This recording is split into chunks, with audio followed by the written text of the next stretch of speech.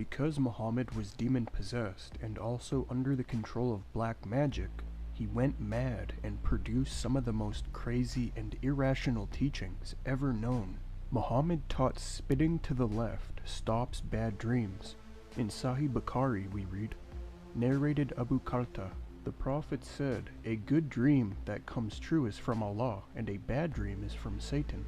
So if any one of you sees a bad dream, he should seek refuge with Allah from Satan, and should spit on the left, for the bad dream will not harm him." Unquote. This is strange and superstitious. Muhammad taught quite a number of absurd things that no modern person could possibly hold to. For example, he taught that Adam was created 90 feet tall. We have no evidence for that, and although Muhammad doesn't say, I suppose it follows that Eve was also created 90 feet tall. Otherwise, that would have made for a very awkward relationship, to say the least. But so apparently, according to Muhammad, since the time of Adam and Eve, people have been decreasing in stature, so that we've been getting shorter and shorter. Even if it were the case that people have been getting shorter, it hasn't been from an original starting point of 90 feet, but something substantially lower than that. Muhammad commanded a grown woman to breastfeed a younger man she was not married to. In Sahih Muslim we read, Salha, daughter of Suhail, came to Allah's messenger and said, Allah's messenger, I swear by Allah that I see in the face of Abu Hudayfa the signs of disgust on account of entering of Salim in the house.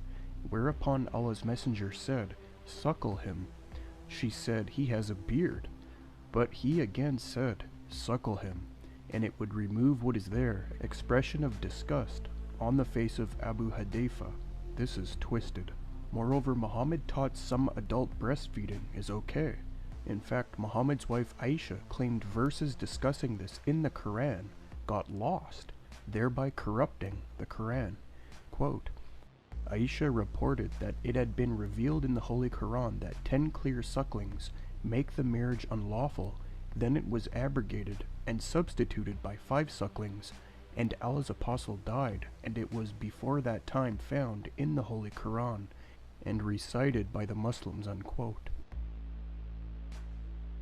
Muhammad taught that unbelievers eat in 7 intestines, whereas believers, which he meant Muslims by, eat in 2 intestines. He's taught that people are not to sleep on their left side or on their stomach because Satan sleeps on his left side and stomach. He also taught that you're not supposed to eat with your left hand or drink with your left hand because Satan eats and drinks with his left hand. Muhammad commanded people to drink camel urine. In Sahih Muslim we read, Anas b. Malik reported that some people of the tribe of Ukul, or Urana, came to Allah's messenger and they found the climate of Medina uncongenial. Allah's messenger commanded them to milk she-camels and commanded them to drink their urine and their milk. Unquote. We see a similar command in Sahih Bukhari to drink camel urine as medicine. However, according to the Australian Department of Health, quote, the World Health Organization advises that people should avoid drinking raw camel milk or camel urine. Unquote. Now, in the Quran, it is said Muhammad was the seal of the prophets. This means Muslims believe he was the final prophet. Muslims are very proud the Quran says Muhammad was the seal of the prophets. All the prophets have, which Allah wanted to send, have all been sent, and now the Prophet ﷺ, as though he was the last, and he's put a seal on this whole line of prophethood. That is the significance of the seal. But the identity of the seal is where things get quite bizarre. In Sahih Muslim, we're told Muhammad's seal of prophethood was a bunch of hairy moles between his shoulders. Quote, Abdullah b. Sarjis reported, I then went after him and saw the seal of prophethood between his shoulders, on the left side of his shoulder having spots on it like moles. This was supposed to be the proof of Muhammad's prophethood. As Muslim writer Muhammad Sayyid Abdul Rahman said, quote, between his shoulders was the seal of prophethood, which was a sign of his truthfulness, and that he was indeed the promised prophet. Unquote. Yet the biblical prophets did not have moles proving they were prophets. There is no pre-Islamic prophecy claiming a future prophet will have moles. This is a bizarre Islamic innovation and a very inadequate proof of prophethood.